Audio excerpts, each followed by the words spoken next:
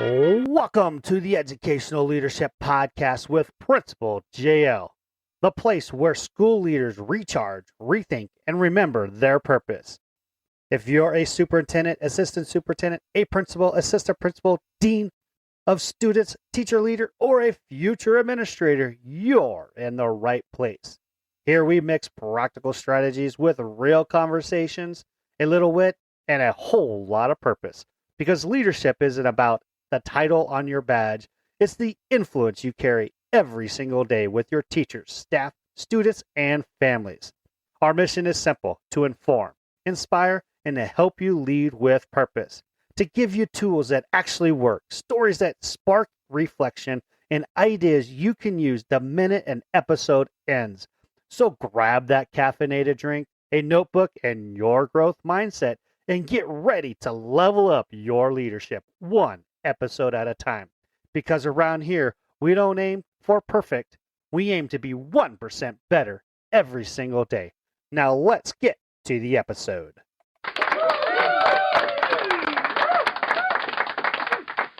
What if restorative practices can transform the culture of your high school? Well, today you're in luck, because our guest is a true example of leadership with both heart and results. She has built a culture grounded in kindness, relationships, and data-driven decision-making, and the outcomes speak for themselves. Joining me today is Laura Tobias. She is not just the principal of State College Area High School in Pennsylvania, but has also been named the 2025 Pennsylvania Principal of the Year. Since 2021, Laura has led her school through post-pandemic recovery with passion, purpose, and a strategic vision that produce measurable improvements in attendance, discipline, and student engagement. Under her leadership, the school has earned the Jostens Renaissance Platinum Award of Distinction in 2024 and ranked in the nation's top 1% by USA News and World Report. Her story has been featured in NASSP's Principal Leadership magazine, the article titled Leading with Kindness, and she has recently delivered a keynote address called Teaching, Leading, and Believing, Partnering for the Future of Education. Now let's get to the conversation with Laura Tobias.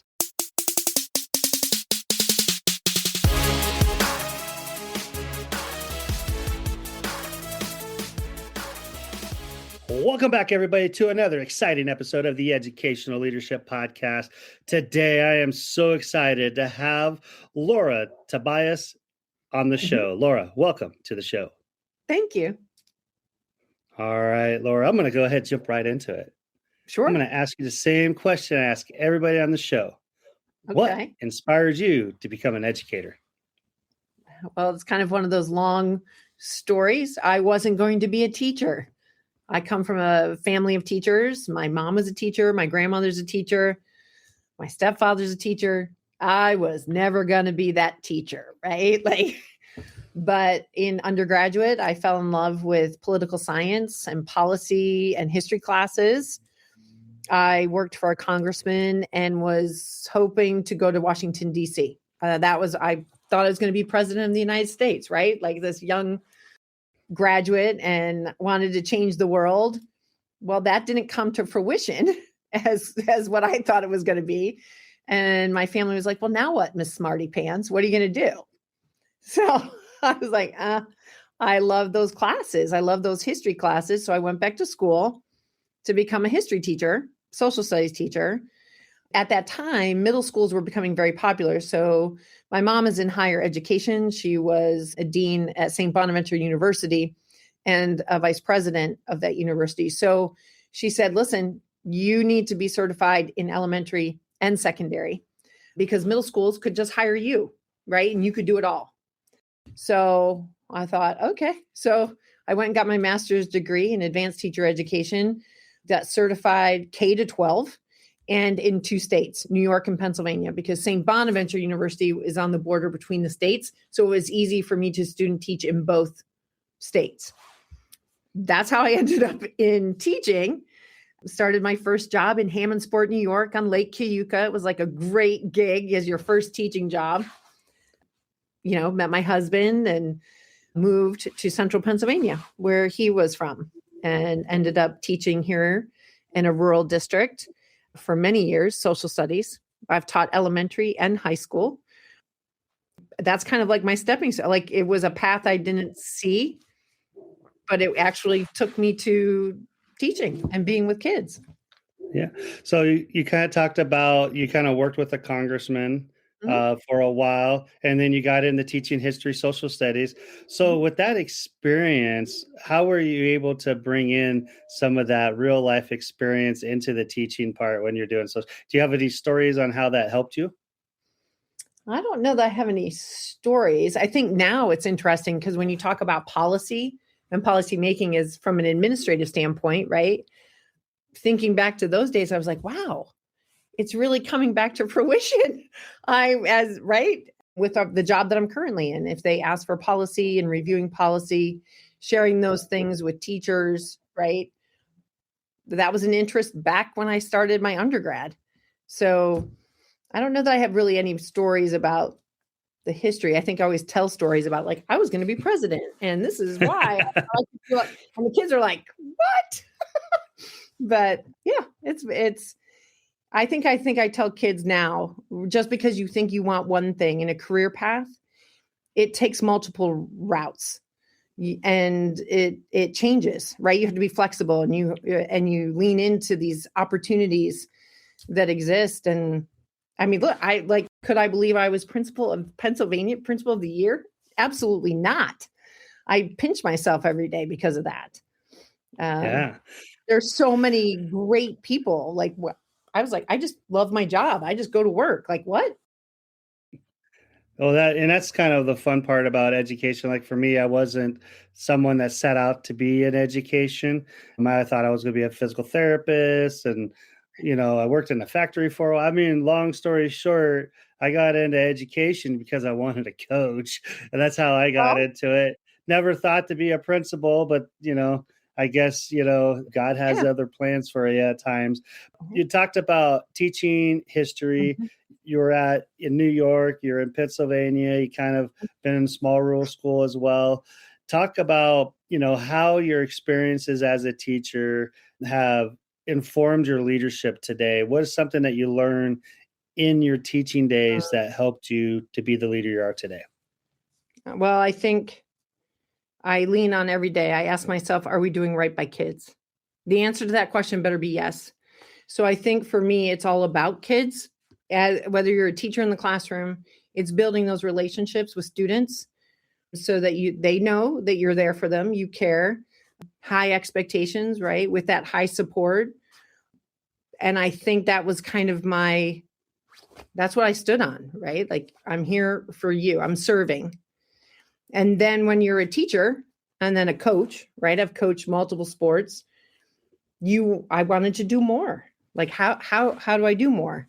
I think when the district asked me to be a dean of students, this is how it started, right?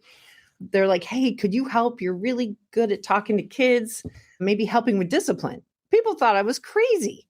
They're like, why would you want to do that? That doesn't bother me. Discipline, talking to kids, right? They're funny. And you kind of learn to relate to them. So you became a dean of students, right? That's what I did. Then I became an assistant principal. There's this pathway of leadership. And I just wanted to keep doing more. And I think more for kids, but also more for teachers. Like, is there something I have that I could give you to make your life or job easier? So I just wanted to give back and serve.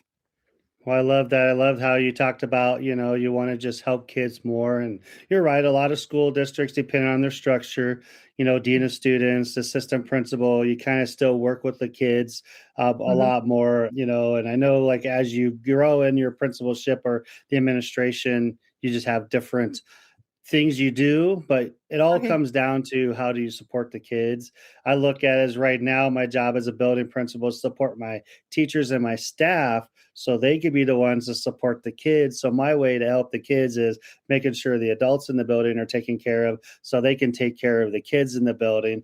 And so that's kind of a kind of an aha moment when I took over into that principalship, going from classroom focus into building focus and, leading adults and not just leading kids. And it sounds like you kind of had some of those same experiences. So kind of take us through some experiences you have, maybe as a dean of students, assistant principal, that led you into the principalship, and then what's made you the leader you are today as a principal. So I think I was an assistant principal at State High for several years and a ninth grade assistant principal before I became the head principal. This happened out of COVID. It was a struggle. The principal that was in our role ahead of me was a mentor who then took on assistant superintendent. He's currently our superintendent. Coming out of COVID, as many schools across the nation experiencing it was chaos, for lack of a better word. And I think students were hurting, our teachers were hurting, our staff, and we had a couple really bad situations, right? Our high school, we had a loss. We had 2 suicides. We had some serious fights. We had a homecoming dance that I was like, I had to shut it down. I was like, we did it on the football field, right? Because it was COVID. And we thought, oh, the kids will be great outside. Wrong. So some of those were like big reality checks. And I was filling a role. And they were like, well, you're not Mr. Johnson, right? I was like, but I played basketball too, and I'm tall. Come on. But it took some time to figure out and get my feet underneath me on like what's important to me. And I kept, you realize real quick, like putting people at the table. So I figured out I got to bring kids in, right? I got to put them to the table. When we had the homecoming dance that was crazy, I was like, listen, I need what would you guys like for a homecoming dance? And you're going to come up with a plan. And if you don't come up with a plan, we're not going to have homecoming. The grownups, right? Like I'm going to own, you're going to give it to you to own this thing. So that kind of started shifting the way I thought about leadership. It's not just, this is not me. This is you. And I'm going to help you. And I usually say yes to pretty much everything anybody suggests, except they're going to do the work to do it. And I'll help guide you along the way. So there was a change there in that after COVID. And we also had to heal. We know as a nation, mental health in the schools is it was something I knew it was there, but until you're in it, like, okay, how do we fix this? How do we help kids? How do we help teachers? So we've established Mental Health Summit. We have many groups and organizations, right? We do Suicide Prevention Week. So we're just kind of unified in our high school, a culture about taking care of ourselves and taking care of each other. So I think that's a big part of the start of changing when I stepped into this role as principal. I think I also realized, I'm sorry, I'm rambling. No, go. We were at a principal's conference, and I don't know if you've ever heard of Hamish Brewer, and he's the skateboarding principal, right? Yeah, so I've we're always heard of trying to him. think of like, all right, when you go to a conference or you hear somebody, you're like, what's that takeaway? And we were coming out of COVID. I was a new principal. There were days that it was hard, right? He was crying on the way to work or crying home. Like, I don't know how to help. What do I do? And Hamish tells his story. And I was like, oh, that's it. He tells everyone that he loves them. I was like, that seems so simple. So I took it. I came back and told my team, I said, guess what we're going to do? I'm going to tell these kids that I love them every single day. And they were like, what? So I get on the announcements every single day. And I've done it with groups, clubs, athletic teams. Everyone's like, Mrs. Tobias, we want to do the announcement with you. It could be small groups of kids. It could be individual students. It could be classrooms, and basically it was, hey, pause before you post. If it's not your business, it's not your business. Leave it better than you found it. And remember, State High, we love you. I would have bet my paycheck. There's no way. And now kids will walk down the hallway. We love you, Mrs. Tobias. I love you too. Get to class, right? Like Come on. They made a giant cutout of me. I have a giant cardboard cutout. There's like two of me with the heart, because I always like say, we love you. It scares people. It's like, where's Waldo in the high school? And they want photo ops with me. And like, it's just crazy. I was like, how did this happen? My assistants are like, this is nuts. Like we never believed this would be the thing. So I think with care, listening, I think guiding students, loving them, but also having those high expectations has really turned our culture and climate around in our high school. Awesome. I really appreciate you talking about some of the hard stuff that you guys kind of gone through, because like you talked about having 2 suicides. I've had a suicide every year the last 3 years at my high school. And it's been terrible. So what we did this year is we actually did some suicide training where I made everybody from 9th grade all the way through 12th grade, where the teachers would lead the training in their small group classroom. And we had the kids, we have it called an intervention time, or T3. So we scheduled the kids into a T3. They would go over the information. I would actually take everybody that was, like, we call it a relax steady. I take all those kids and all the PE kids into the auditorium, and I would go over. It's a very student-centered suicide training that we did with the kids, because I found that we train our staff, we train our adults, but we didn't train our kids on how to talk to each other when they may come in contact with that, because they'll become in contact with it way before we will. And so we try to give them tools and ways to help people that may be struggling. And so far so good. Let's cross our fingers that things have gone really, really well. But we've also been able to help kids more because they're more open to coming and talking to an adult, where maybe that wasn't the case all the time. And so that's where, like, that got to me when you talked about that, because I started to flash back into those things that I've been dealing with too. It's traumatic for a school community. And the teachers, right? Like, and the staff, and for us as administrators, like it kept you up at night. If you never want to see this happen, I think do things like we have teen mental health first aid that we're putting in classwork, right? Some trainings. We have organizations in our community. The Jana Marie Foundation has come in. They're so great and set up counseling sessions. They work with our kids. They help with Suicide Prevention Awareness Week. They meet with parents. So we just outreach to anybody who can come help us. And I think, like you said, students now have this, we've destigmatized. So they do want to talk about it. This is important to them. And so when we created mental health summit days, we usually do them maybe before winter break and before spring break, where I'll run a 2-hour delay schedule. Not really a schedule, but an internal delay schedule.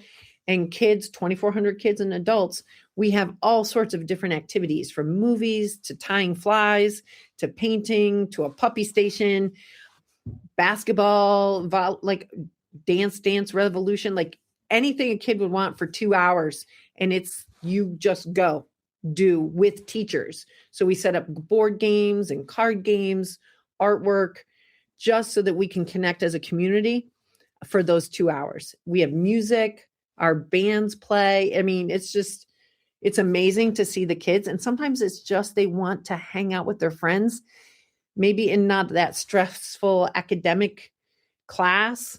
They just want to be a kid. They just want to have fun in school, right? Yeah, I love it. I love the idea of just having time where you just have fun. Like, it's fun to be at school, and it's, we want you here. That's part of the culture you're setting. I really, really love that. The different things you're giving me a lot of ideas now. My teachers are going to be like, where do you get this from? But yeah, so people worry, right? They're like, there's no way 2 hours, like what, of unstructured time. We haven't had a discipline issue yet. Yeah. And I bet you they enjoy it. They love it. They want to go play ping pong, or they want to go have an interest and maybe just chill in our auditorium and watch a movie. Or, we have our culinary students who might be doing a hot chocolate bar with cookies that they baked, right? Like, kids want to have fun. What's interesting is you're building those connections with teachers in a different way, Hmm. because teachers are leading sessions. Some of them are teaching kids how to tie flies. Some were teaching them how to knit. Whatever your passion or whatever your strength is, sharing it with kids is they love it. It's only for 2 hours. Yeah, that's awesome. I love it. I love those ideas. So, let's kind of talk about are big on restorative practices in your building and relationship building. Obviously, you gave us a lot of examples on how you're doing that. And I really want to kind of have you talk about the restorative practices you do. I think I heard a few of them mentioned as you were kind of talking about the different things you do. So, what led you to do restorative practices or have this type of approach with your school? What was is that something that was already there, or is this something that you built over the time? It was already there when I came to State High.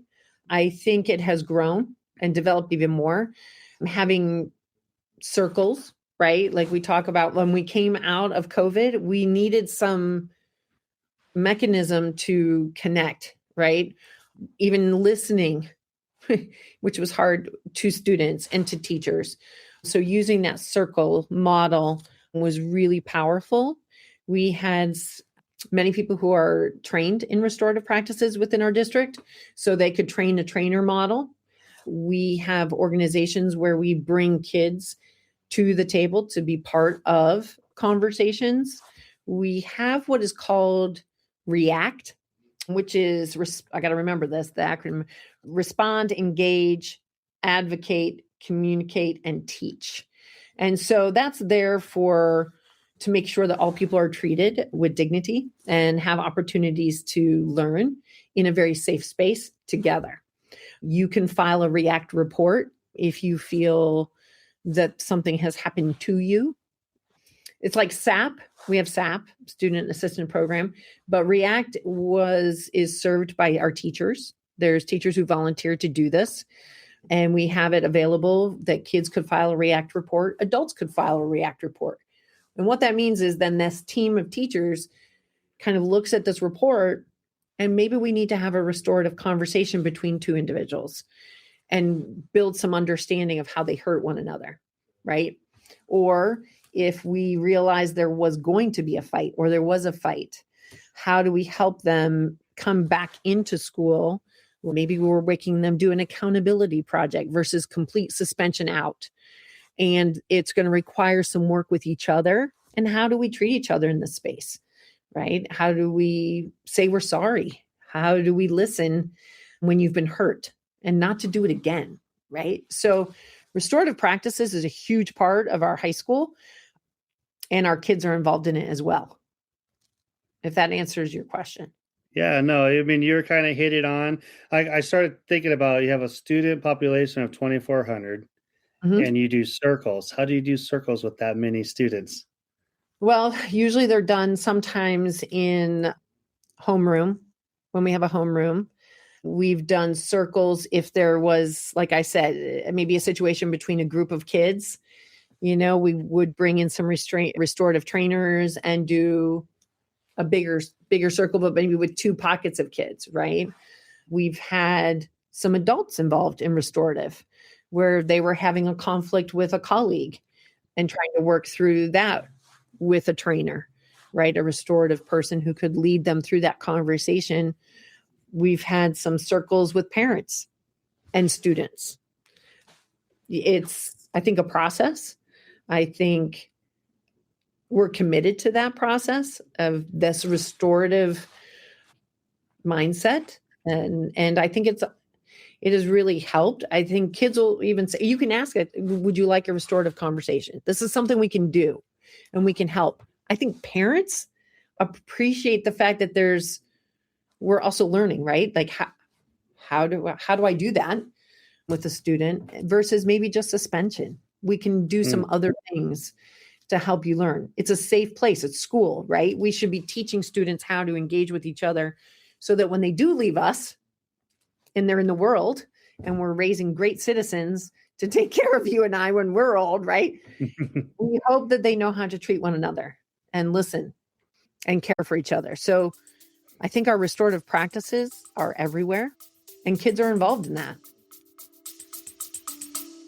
Stay with us. We'll be right back. This podcast is a proud member of the Teach Better Podcast Network.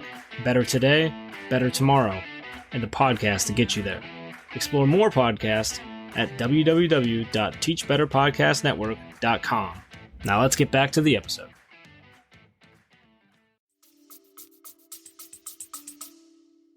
You bet. I really appreciate you sharing those ideas and the things that you do because, I don't hear a lot of high schools doing those things.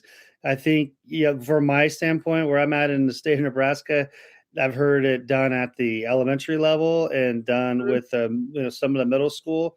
And I know for like me, we do what we call it a BEST process. It's just a behavior intervention process to where if a student is not following one of the expectations of the teachers, they go to the BEST room, or some people will call it the buddy room, where they process with the teacher in there, but then they have to process with the teacher that had them go to that BEST room or buddy room, however you want to look at that, to where they had to have those conversations, because the whole goal is to change the behavior of what the students doing. Like the behaviors, we're not mad at you. We're mad at we want to make sure we change the behavior. And we talk to kids about that, especially when we have to do the discipline or do some of those things to where it's not you, it's the behavior we're disciplining. So that's kind of what we do at that level. It's not as advanced as you guys are doing, but I really appreciate you, kind of sharing those things and how you do that, because you could really tell that those practices have really helped you build your culture and really probably gave those kids, like, they want to be at school because they know it's a safe space. And I really appreciate you bringing that to the forefront. They realize the adults care about them, right? I think that when you look at discipline, because we've kind of tweaked that process as well. We had reports and our disproportionality was high, and we're like, okay, we need to do some different things, right? You can't just kick a kid out of school. That's not working, right? Like they just come back without, I didn't really do anything, right? They got some days off of school. So we've really taken a hard look at our discipline. We talk it through. We do a lot of accountability projects where, if a student is vaping or they got into a fight, what kind of project can we build for them that they have to work on during their maybe lunchtime? I take their social time away, right? Versus kicking them out of school. And maybe they work with our dean of students or their special ed teacher or another teacher, and they develop a project, and then they share that project with me, an administrator, or their parent. What did they learn from this, right? Instead of kicking somebody out of school, let's do something different. Now, we still suspend. I'm not saying we don't, but I think having that restorative lens and that conversation about how do we teach kids about relationships and how we engage in a space with all these people and why that's significant and important, I think this is helping. It is changed. Our discipline has dropped. And I think there's a lot of different things. We also have PBIS. Do you have PBIS? Yep, we do. We do the PBIS Tuesdays, where they have a lesson every Tuesday. And we talk a lot about, how to treat each other, but there's a lot of things into it. Like it's every Tuesday throughout the year. And PBIS in a comprehensive large high school is hard, right? So we created PBIS committee. I have a PBIS code. Yeah, we do too. Our mantras, right? Like respect it, own it, advocate for it, represent SC. I started Pride Coins this year, which is really starting to take off, where we could recognize a person for just any little thing, right? Like my theme this year was the power of small. We're doing really well academically, but we want to nudge that data, right? We're doing well with discipline and attendance, but we want to nudge a little bit more. So I've thought about the military, and they recognize with coins. So I had students develop a pride coin, we call it, because we're the little lions, right? So honor the pride, develop coins where teachers and administrators could give and recognize high school students. Amazing. And then I have other students making videos about the theme of the month or the word that we were talking about. So that has been really powerful this year. And of course, we're on the morning announcements every day and say the mantras all the time. So the kids repeat, right? Yeah. You have to keep doing it. You have to repeat. And they have to know that you care. I guess be authentic, right? Like they laugh at me and they think I'm crazy, but I am a little bit, but it's okay, right? I can love on you, but I have some Yeah. high expectations. Yeah, I think you and I are alike in that way to where we will hold you accountable. We'll have high expectations. We might be a little Yep. quirky at times, and I am that way as well.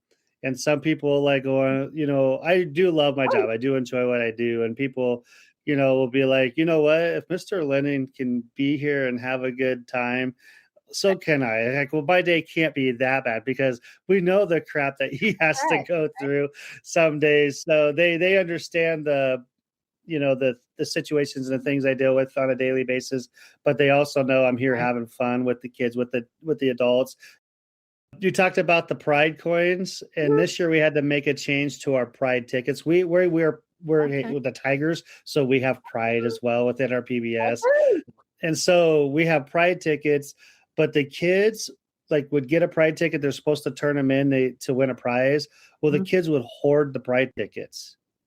So we made the Pride tickets to where that once they get one, we cut off the little stub. They keep the ticket so they can hoard the Okay. ticket, and we have the stub. We have the teachers put the stub into the drawing because we do weekly Okay. drawings for prizes and stuff like that at our school. So yeah, we tweak we have a PBS committee, and my PBS committee is actually helping me.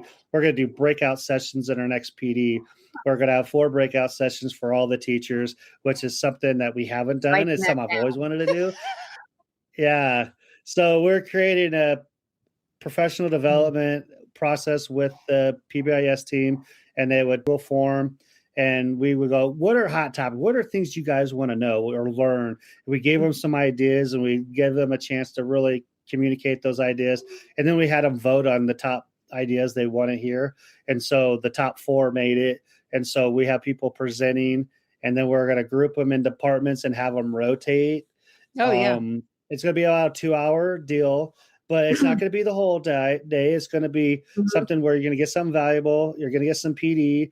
It's going to be, just not Mr. Lennon talking at you all the time. It's, we have other people that are going to, do sessions, and it gives them ability to lead sessions and have that leadership ability as well. So we're gonna try that, see how that goes. But that's kind Sounds of how exciting. yeah. So I'm excited about it because it's something I've always like, I want to do this, but how do we do it? And they came to me and said, hey, we want to do this. I'm like, great, you're reading my mind, and let's do this. So it was a lot of fun.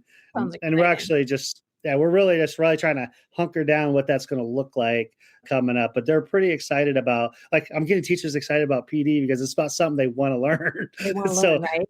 yeah, there's something they want to learn. So I'm excited about Mhm. that. We had things Go called sure ahead. shots, where like every other month where teachers bring their professional development and topic. Like if I needed someone to lead professional development on tier 1 interventions, or our interventionists are talking about our ACE program or our learning centers, right? So something similar to that, where teachers then can rotate through or go to the session that interests them the most. So it sounds similar to that. Yeah, we're going to get them. They're going to have 4 sessions. They're all going to see all 4 sessions, and we're going to rotate them that way, but down to where we can do this in a pretty good chunk of time and be pretty efficient about it. And so we're really excited to see how that goes, and hopefully it goes well. I mean, we'll see. You don't know. I don't know until we do it. You don't know unless you try. But yeah, that's kind of the thing. You don't know until you actually try.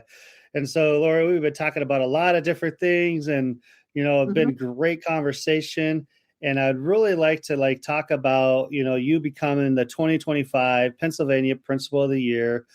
I want to know, how did you find out? Because I like to listen to the stories on how people find out. Was it a surprise? What is it, like I don't know. I've heard lots of different versions on how people found out. So It what's your was story? it was a surprise. We were at a large admin meeting in December a year ago around the holidays, and the superintendent walked up to me and said, he was on the phone. He had taken a phone call, and he's like, Laura, I need you to talk to this person. I was like, oh no. Right. Like I thought it was a board member, could have been a parent. I wasn't sure. Everybody's in this room. We were having our meeting and Dr. Ekba, the Principals Association, was on the phone and he was like, hey, I'm calling to let you know that you are our candidate for Pennsylvania Principal of the Year. And I was like, what? Completely surprised, stunned. I mean, it was such an honor to be nominated. And then to actually win it, it's just amazing, right? I pinch myself every day. I'm truly blessed to be in this career. I love my job. And I got an opportunity to meet all these principals from across the nation. It was like, just like a dream, right? It was just amazing. Stay with us. We'll be right back. Hey there, amazing educational leaders. If you're finding value in this podcast, learning new insights, getting inspired, or just nodding along thinking, yep, I needed that, then why keep it to yourself? Share this podcast with a colleague, a fellow school leader, or a teacher that is inspiring into leadership. Send them a link, post about it, or just casually drop, hey, you need this in your life the next time you see them. Let's grow this community of game-changing educators together because great leadership isn't a solo act, it's a movement. Now, back to the show. Now, have you ever gone out to the NASSP conference before that? No. No. Now I'm like hooked. Like, I'm like, I want that. Like, Yeah. It's inspiring. It was, I guess you're looking like to fill your cup, right? To be fulfilled. It was just inspiring. And our cohort of principals, I think we just bonded so quickly and over all these different issues, right? Like comment, how do you do that? And then you're exchanging these ideas that are like, I'm going to steal that. I want that idea, right? And they're like, well, what do you do? And so you're just kind of sharing these great ideas and that you're using in your high schools. Yeah, no, I love it too. I know the first time I went out to the NASSP and the United conferences was in Denver a few years back, and I took my team. We went out there. We loved it. It's something I can't do every year. Good thing that NASSP is taking a year, not till next February, a year from now when they'll have their next one. But at the same time, just getting to meet other principals and what they're doing and picking their brains. The person we have in common is Tony Catani, where I got to meet him. So funny. Yeah, you got to be on his podcast. Him and I. On his podcast. You were. So I was on his podcast. Then we both ended up on the same flight out, right? So at least I felt like I knew him. We easily, very quickly bonded on, you're from Jersey, I'm from Pennsylvania. We were on the same flights. We were with Jess Quinter, right? We all flew out together. And then he wins it. It was funny because we walked in the room. I swear he knew everybody. I was like, Tony, what the heck? He goes, it's the podcast. I was like, okay, it makes sense. He's fantastic. Him and I listened to Leaning Into Leadership with Dr. Darren Peppard, who's a friend of mine now because we both are in the podcasting world. And I really started, not this last year, but the year before. So I've been doing this podcast for really a solid year. I've had it longer than that because I wasn't very committed to it until lately. But because of that, I listened to Tony's episode and then I started reaching out to him. I was like, hey, let's hook up. I would like to learn more about your peer observation because it's something that I would like to do something within our school as well and kind of how he structures it. So we got to talking about that. And then, of course, we just talk back and forth. We'll text once in a while. He came on my podcast. Eventually I'll get on his, but I know he's busy. He's trying to get to a lot of people. And so just having those connections with people, is fun because then we get to learn from each other. And that's what we like. I love about the podcasting side is getting to meet people like you, have you on the show. We're learning together. Everybody out there that's listening is going to learn from you tonight as well. And we could take something from each other to get better. And the thing is listening to other people like, wow, we do something similar. Or like, hey, I'm like, you go, I'm on the right path. It's like, yes, Right? we're not doing like we're all doing something maybe a little different, but we're all, doing something similar. We're not, what I mean? Like it gets validation when you hear the other principals talk about the things they do and you get that cup filled, like you talked about during that time. And so I would encourage people to go to your state conferences, your national conferences. We have a really good one here in Nebraska every summer for 3 days. We have admin days in South Central Nebraska, to where we all get together and it's just a lot of fun. And the national conferences are really fun too. If you get the chance to go, I'd say go. That's my advice on that. Well, great Yeah. network, and you're making great friendships, and they can call you up and say, "Oh, Laura, tell me how you did that." I've had numerous phone calls about painting our parking lot, and seniors get to paint their spot. How did I do that? Where did I get that from?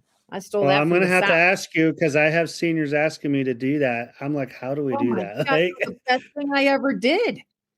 And they pay money to do it. Like, so you have a parking spot, yeah, and we let them design it and paint it, and it's theirs. And we make it like a big event with their parents. And I bring in food trucks and music. And one time I brought in a giant water slide for the day and made it an event for seniors to treat them. They're special. The spots are only for seniors. I don't have many parking spots on my campus, so that has kind of taken off as well. Oh, cool. Well, I'll probably be texting you about that sometime, as well as restorative practices. We got each other's numbers. So, absolutely. The nice thing is beyond this episode, our relationship's going to go beyond that, right? Where, like I'm listening, I'm like, oh, hey, I'm going to have to write this down, like you just did earlier.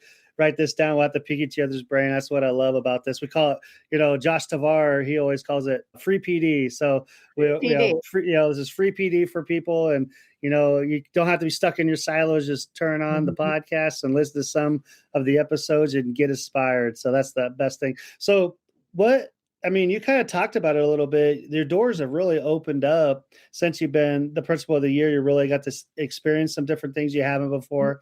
So how has that ride been for you? What have you learned, through this experience, and the people you've met and the things that you have come to know now that you maybe didn't know before? I think I'm not crazy, right? Because like you said, they're doing it like this, maybe just a little bit different, or they have other ideas. I think it's our passion, and it's about kids every day. And it's so cool to connect with other people like yourself that are like, oh, this is it, right? Like, we love our jobs. And this opportunity was just amazing to connect with leaders all across the nation.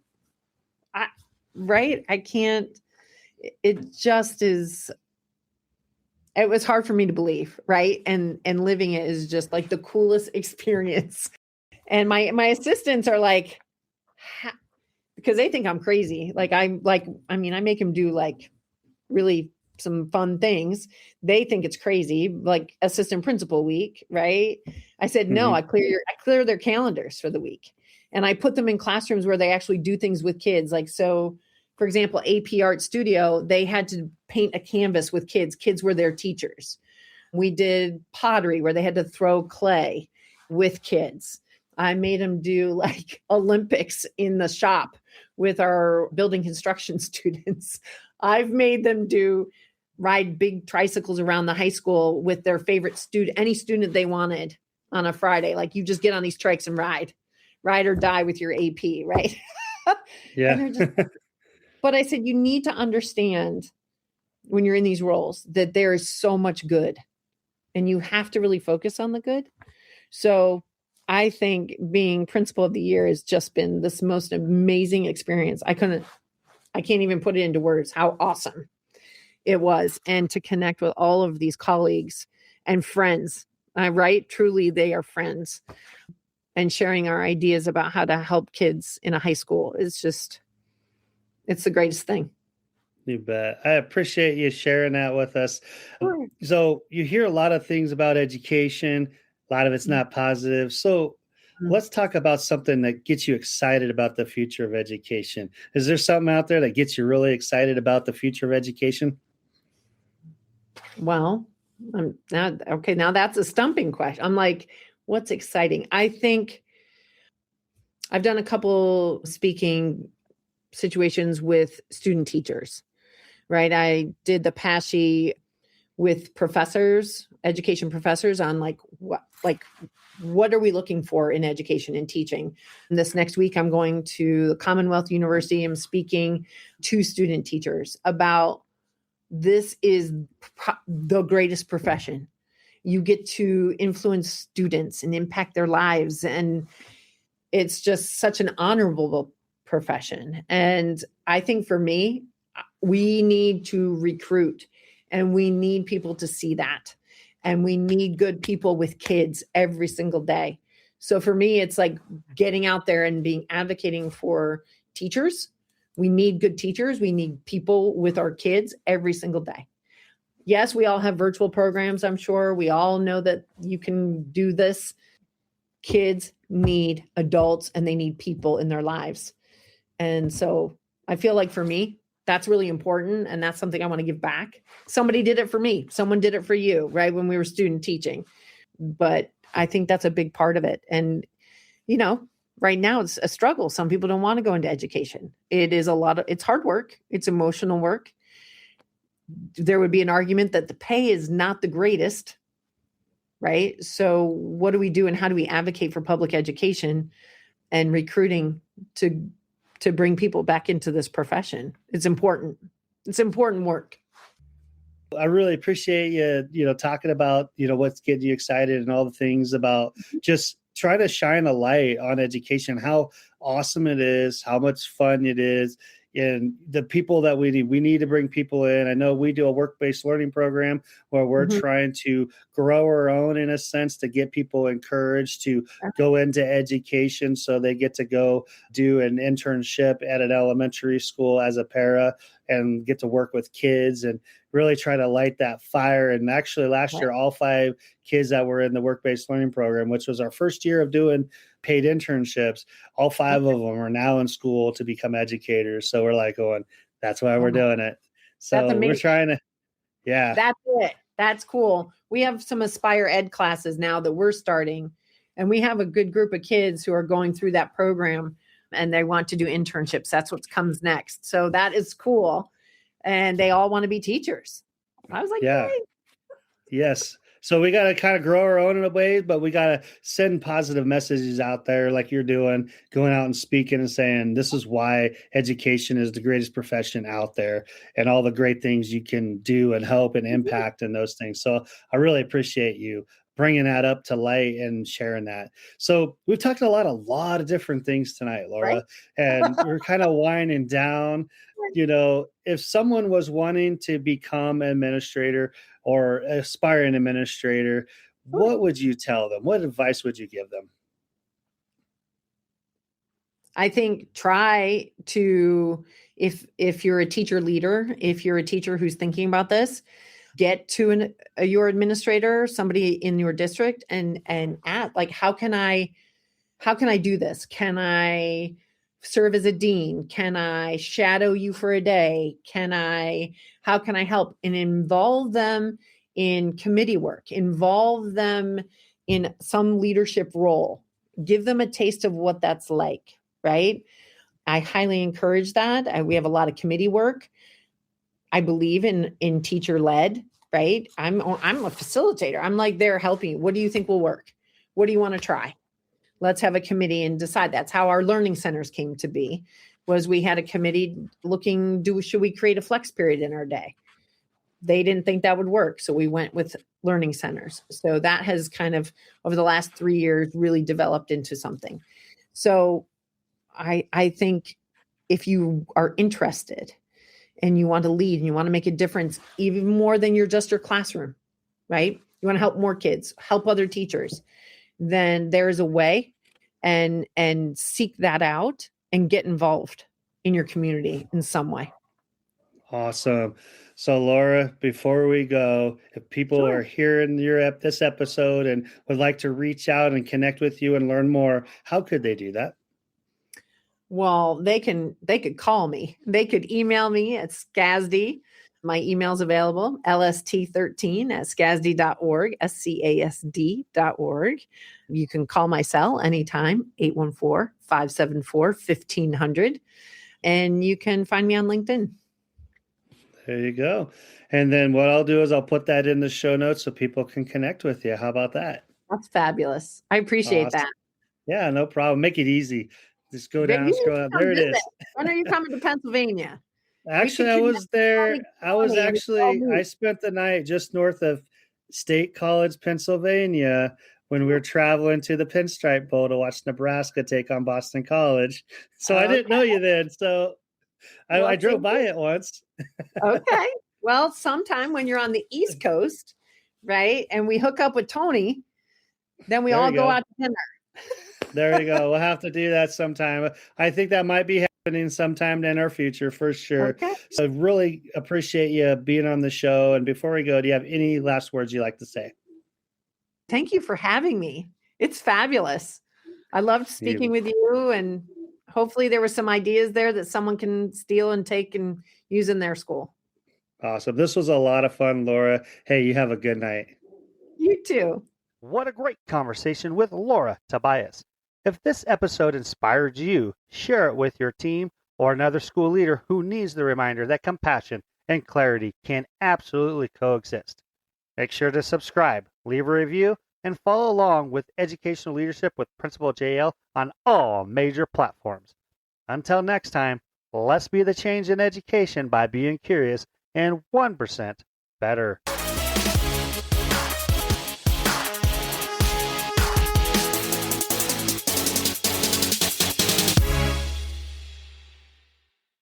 Thank you for sticking around to the very end of this episode. I hope this podcast brings value to you as an educational leader. I would invite you to share this podcast with other educational leaders, or maybe that inspiring teacher who would like to be an educational leader someday. I would also invite you to subscribe and to follow this podcast so you can get the most recent updated episodes when they drop. I would also love it if you leave a review and rate this podcast 5 stars, because that would make this podcast more discoverable to other educators like yourself.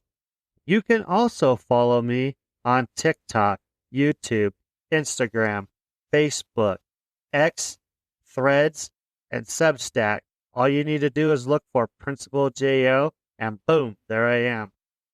This is where we can continue the conversations from the episodes that you have enjoyed. I am so thankful for you guys for listening. Until next time, always be 1% better.